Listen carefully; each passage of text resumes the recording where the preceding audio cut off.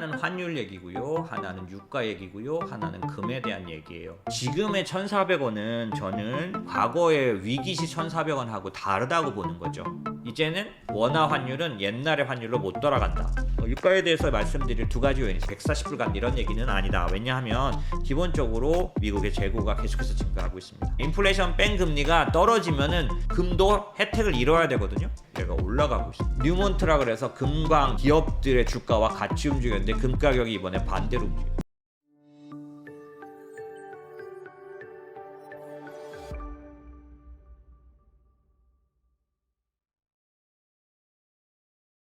세 가지 자산에 대한 얘기가 있는데 하나는 환율 얘기고요, 하나는 유가 얘기고요, 하나는 금에 대한 얘기예요. 자, 그럼 환율부터 들어갈게요. 원달러 환율은 미쳤죠. 그래서 1,400원 넘어서 움직입니다. 오늘도 구두 개입해서 내렸지, 안 그랬으면 또 치솟았을 가능성이 있습니다. 근데 이 1,400원이 어떤 환율이냐면 한국 역사상 4번밖에 없는 진정한 고점입니다. 환율에. 1,400원이 넘었던 때는 대부분 다 메가톤급입니다. 외환위기, 글로벌 금융위기, 그 다음에 요번에 레고랜드 사태 터졌던 22년도 그런 상황이다 보니 이 지금의 1,400원이 간단치가 않아서 이게 그러면 한국 시장을 붕괴시킬 수 있느냐, 이런 부분들도 생각을 해야 하는데, 그것보다 먼저 여러분에게 환율은 다른 알고리즘을 갖고 있다는 얘기를 드려야 합니다. 뭐냐면 지금의 1,400원은 저는 과거의 위기시 1,400원하고 다르다고 보는 거죠. 제가 보는 시각, 뷰를 제시해 드리기 전에 환경부터 말씀드리겠습니다. 우선 환율이 높아지면 항상 먼저 뭘 봐야 되냐면 CDS 프리미엄, 그 다음에 외환 보유고, 이런 것들을 따져야 합니다. 첫 번째, CDS 프리미엄이 아주 평온합니다. 보시는 것처럼 최저점에서 움직이고 있죠. 위기 상황을 말해주는 상황은 아닙니다. CDS는 뭐냐면 그 크레딧 디폴트 스왑이라 그래서 부도 확률에 대한 숫자인데요. 한국의 부도 확률은 최저 상태입니다. 두 번째, 단기 대외 채무, 요거는 이제 외환 보유고라든지 이런 걸 통해서 다 알 수 있는데 요게 굉장히 좋은 상태입니다. 그 다음에 수출 증가율은 원달러 환율에 항상 반비례합니다. 무슨 얘기냐면 수출이 안 좋아질 때 원달러 환율이 올라왔어요. 보시면 YOY로 그 다음에 3개월 월 평균으로 봤을 때 하락할 때 환율은 올라갑니다. 보시면 다 수출 증가율이 마이너스로 뚝뚝뚝뚝 떨어질 때 환율은 폭등합니다.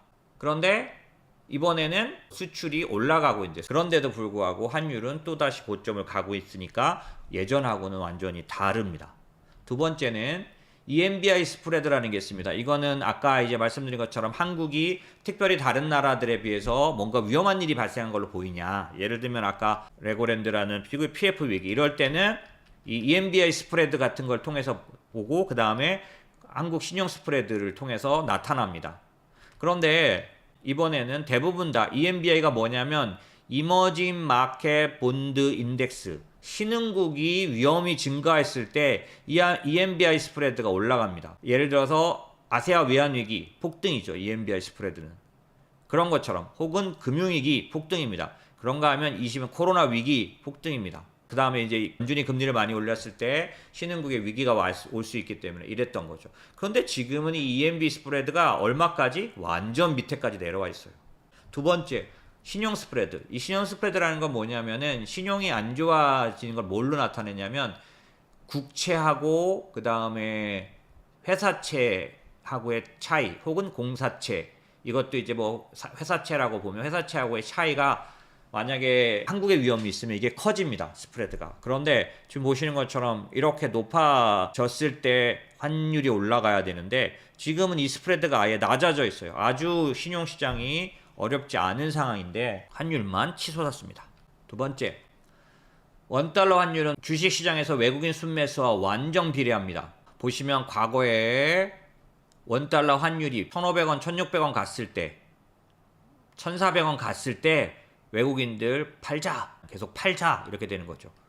그런데 이번에는 올해 들어서 1월부터 4개월 반 동안에 역사상 최대 많이 샀거든요. 동기간으로 보면은 외국인이 18조씩 막 사댔던 적은 제가 어림잡아 한 10년에는 없었던 것 같아요. 그 옛날에나 그랬고, 옛날에도 그 숫자가 잘 없던 엄청난 외국인 매수를 했던 게 올해 상반기, 지금 1, 2, 3월, 4월이었는데 지금 그러면 환율이 1,400원 뚫으니까 파냐? 예, 팝니다.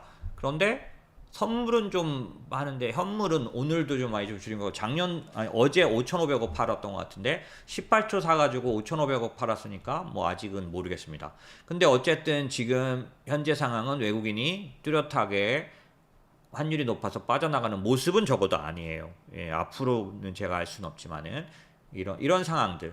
그 다음에 경상수지가 적자 날 때 환율이 높습니다. 그런데 그 경상수지가 떨어지는 게 아니라 올라가고 있는데, 좋아지고 있는데 환율이 올라간 건 또 처음인 거죠. 왜 그럴까? 탈세계화를 반영하는 환율의 추세적 변화다. 이게 무슨 말이냐? 고점이 높아진 겁니다. 저점이 높아진 거예요. 이제는 원화 환율은 옛날의 환율로 못 돌아간다. 옛날에는 낮으면 얼마, 높으면 얼마였는데 평상 시절에는 항상 1,000원, 1,200원 막 이렇게 움직였는데 1,000원에서 1,200원. 이 폭이 계속해서 올라왔다. 이렇게 탈세계화 때문에 원화 환율의 밴드가 바뀌었다. 이렇게 생각합니다. 이거는 매우 무서운 얘기인데, 그래서 저는 계속 벌써 몇 년 동안 계속 부르짖어 왔습니다. 미국 투자해야 한다. 글로벌 투자해야 된다. 이제 저희가 이번 달 말 되면은 제가 잔금일을 했었는데 그 부분을 이제 연금에서도 글로벌 투자하자라는 캠페인 같은 거로 시리즈물로 몇 개를 하려고 그래요. 뭐 몇 차를 할지는 모르겠는데 그때의 저의 주장은 연금에서도 글로벌 투자해야 한다. 연금에서 미국 투자해야 한다는 겁니다. 그런 방법도 가르쳐 드리고 차이도, 그리고 글로벌 투자하기 위한 위험 관리 방법도 설명해 드릴 거예요. 근데 그럴 때 제일 여러분들에게 어려움이 됐던 게 환율이에요. 언제나 그런데 여러 번 말씀드렸죠. 여러분이 미국 사야 된다라고 생각하는 환율이 왜 그때 그렇게 높으냐. 환율이 높으니까 어떤 생각을 하시냐면 이렇게 생각하셔요. 지금 들어가서 환율 10% 올라간 상태에서 내가 달러로 바꿔가지고 미국 ETF를 산다. 그러면 이미 10%를 환율에서 까먹고 들어가는 거니까 ETF 사가지고 10% 수익 나야 똔똔하냐. 그럼 한국 거 사가지고 10% 내면은 그게 더 난 거지. 환율에서 미리 10%를 까지고 가야겠어? 이렇게 생각하시는 바람에 영영 내내 늘 못 바꾸시는 분이 많으시더라고요. 왜 그러냐면 그분들이 미국을 사야 하나? 라고 생각할 때 항상 환율이 높아져. 내가 얼마 전까지 얼마를 받는데 지금 이렇게 올라와 있는데 이렇게 내가 손해를 보면서 달러로 바꿔야 돼? 이렇게 항상 생각하게 되는 이유가 왜 항상 그런지 아세요? 왜냐면 항상 미국만 좋아서 살려고 보면은 항상 미국만 좋을 때 환율은 올라와 있기 때문에. 그래서 지금 말씀드리지만 원화 환율은 이제 이렇게 움직일 거다. 지난달보다 10% 올라와 가지고 달러로 바꿨어. 진짜 속이 쓰리죠. 그죠? 그래서 산 다음에 어떻게 하면 되냐면 계속 미국 투자만 해. 그 돈을 갖고는 바꾸지 마. 계속. 그냥 달러로 그냥 계속 갖고 있어. 그럼 달러로 먹는 때가 온다니까 결국. 근데 이걸 계속 다시 원화로 바꿀 생각을 하면서 계산을 하니까 10% 손해보고 들어갈 정도로 미국이 좋아? 뭐 이렇게 얘기하시는 거죠. 예, 그만큼 좋아요. 그리고 연금 같은 데서 미국 투자하면은 9배, 10배씩 차이 났습니다. 지나간 10년 동안에도. 그게 10%가 아니고 900%, 1000% 차이 났다고. 원화 코스피 투자한 거에 비해서 10배 올랐다고. 미국 투자했으면 연금에서. 그러니까 지금 10% 까지는 거 이렇게 생각할 때가 아닌데 막상 대보면 그렇게 얘기를 하시면 이렇게 얘기를 해도 안 먹혀. 그래서 지금 환율 제가 얘기 드리는 거예요. 계속 탈세계화, 패권 전쟁이 되면 원화 환율은 그 테두리 못 벗어납니다. 자, 어쨌든 그러다 보니까 1,400원은 위기를 말해주는 숫자는 아닙니다. 다만 우리가 알아야 할 건 있죠. 뭐냐면 이겁니다. 앞으로 어떻게 될 거냐라고 한다면 지금까지 두 개의 경우가 있었어요. 2023년 2월에서 4월 케이스가 있고 23년 7월에서 10월 케이스가 있는데 23년 7월에서 10월은 이렇게 올라갔다가 이게 기술적 반등이었기 때문에 다시 내려갑니다. 그런데 23년 2월에서 4월은 더 고점이 나와요. 자, 환율을 많이 보고 있는 사람들은 1,370원, 80원이 깨지면 추세적으로 1,400원 후반까지 봐야 한다라는 게, 왜냐하면 지금까지 환율을 어떻게 방어해 왔냐면 1350원, 60원에서 방어해 왔어요. 이렇게. 그런데 이게 뚫리잖아요. 그럼 뚫리고 나면 항상 새로운 추세가 만들어집니다. 이제 바닥과 위가 달라져요. 이런 추세적 상승이 나올지 아니면 다시 원자리로 돌아갈지는 알 수는 없는데, 그래서 현재는 환율이 기본적으로 위로도 틀 수는 있는데요. 이게 중요한 게 아니죠. 일시적으로 이렇게 올라간다고 하더라도 다시 내려오게 돼 있는데, 다만 여러분들에게 제가 드리고 싶은 말씀은 추세적인 상승이 일어난 거니 밴드 자체가 바뀌었다는 사실을 꼭 명심해야 된다라는 거고, 이제는 어떻게 해야 돼요? 원달러 환율 1200원대 가가지고 1200원 가야 나는 바꿔, 그래가지고 나는 투자할래, 이런 생각은 하지 않으셔야 될 겁니다. 두 번째, 자, 유가는 또 이걸 충격이죠. 뭐냐면 뚫고 계속해서 올라가고 있는 중이죠. 블룸버그의 애나 윙이라고, 이 사람이 뭐라고 말했냐면 잠재적으로 70년대와 비슷해지는 경향이 있다, 지금 얘기하는 거죠. 지금 왜냐면 다시 인플레이션이 2차 상승을 하고 있다라는 거죠. 그래서 70년대 어땠냐, 이것도 제가 인플레이션 사례를 워낙 많이 다뤄드렸잖아요. 제가 다뤄드릴 때 옛날에 이 70년대에는 한번 오일 쇼크가 와가지고 인플레이션이 튀었다가 다 내려왔었는데 다시 2차 쇼크 때 또 더 올라가 버렸었는데, 이 2차 상승이 기다리고 있는 것처럼 보인다라고 얘기하고 있는 겁니다. 그런데 여러분들이, 제가 오늘 유가를 굳이 다루는 이유가 뭐냐면 너무나 큰 오해예요. 그게 뭐냐면 이때 당시에 이 인플레이션은 오일 쇼크 때문에 온 건데, 오일 쇼크가 왜 왔냐? 이 당시에 원유가 미국에게 있어서는 완전 수입국이었기 때문에 더 많이 영향을 받을 때예요. 미국은 어떤 상태라고요? 원유 수출국으로 바뀌었기 때문에. 그래서 옛날과 같은 인플레이션 그런 모습이 나타날 수가 없는데, 계속해서 이 그래프를 가져와서 얘기하는 거는 어불성설이다, 저는 그렇게 얘기하고 싶고요.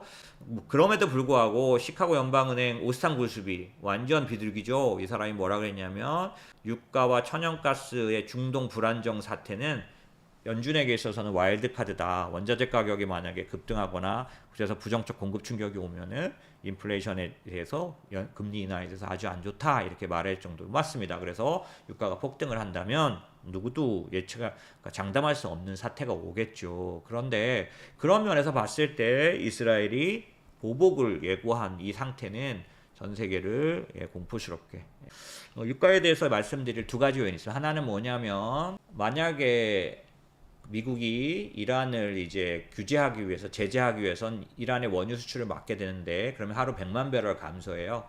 그래서 오펙의 감산량 220의 절반에 달할 정도로 100만이 감산돼 버리면은 수급이 이제 많이 꼬이게 되는 부분이 있겠죠. 그래서 사실 좀 높아질 수 있다, 이런 부분은 충분히 있지만 그 정도는 아주 심각하지 않다. 왜냐하면 정도가 뭐 140불 간다 이런 얘기는 아니다. 왜냐하면 기본적으로 미국의 재고가 계속해서 증가하고 있습니다.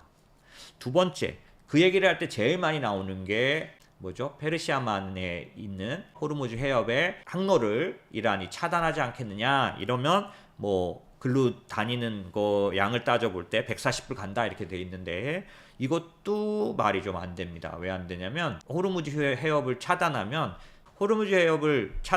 최대 수혜자가 미국이에요.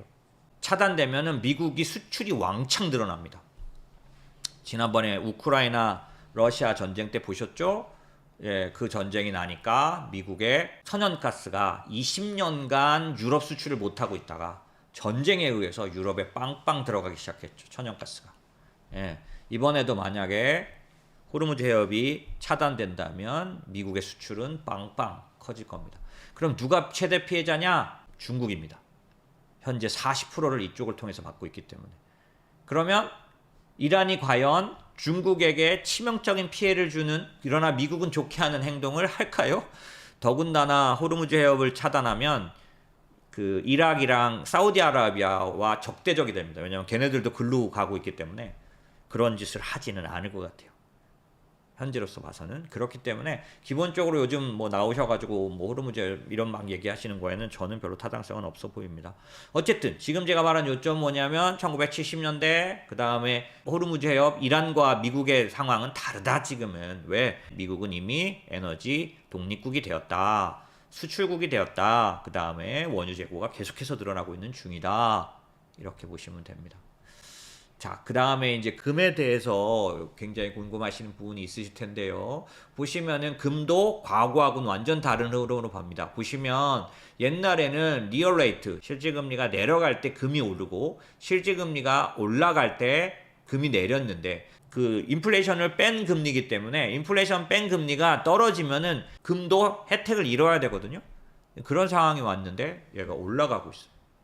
그러니까 실질금리가 올라가고 있는데 금이 오른 거죠. 이상한 일이야. 두 번째, 뉴몬트라 그래서 금과 관련된 그런 기업들의 주가와 같이 움직였는데 금 가격이 이번엔 반대로 움직였어요. 뭐 이거 말고도 몇 가지가 다른 점이 있습니다. 과거하고는 달라요. 그래서 금을 어떻게 볼 거냐라는 부분을 이제 이 디커플링으로 보면 그런데 하지만 큰 여러 가지 변화된 환경을 잣대로 봤을 때는 금이 지속적인 상승과 가격을 지킬 수 있는 요인들도 많이 갖고 있기 때문에 과거의 눈으로 봐서 금을 나쁘게 보거나 또는 너무 많이 올랐다고 보거나 그런 부분들은 수정을 해서 봐야 되는데 그 자세한 의견은 다음번에 조금 더 자료를 가지고 말씀을 드리겠습니다. 앞으로 좋아지는 요인은 연준이 금리 인하할 때 금이 오르거든요. 근데 금리 인하가 남아 있으니까 이런 요인들에 의해서 금의 오종 요인을 얘기할 수는 있는데 금에 대한 투자는 그런 면에서 좋아 보이긴 하지만 실질적인 투자는 은에 투자하는 것도 좋은 것도 있고 그래서 그런 얘기는 다음번에 드리도록 하겠습니다.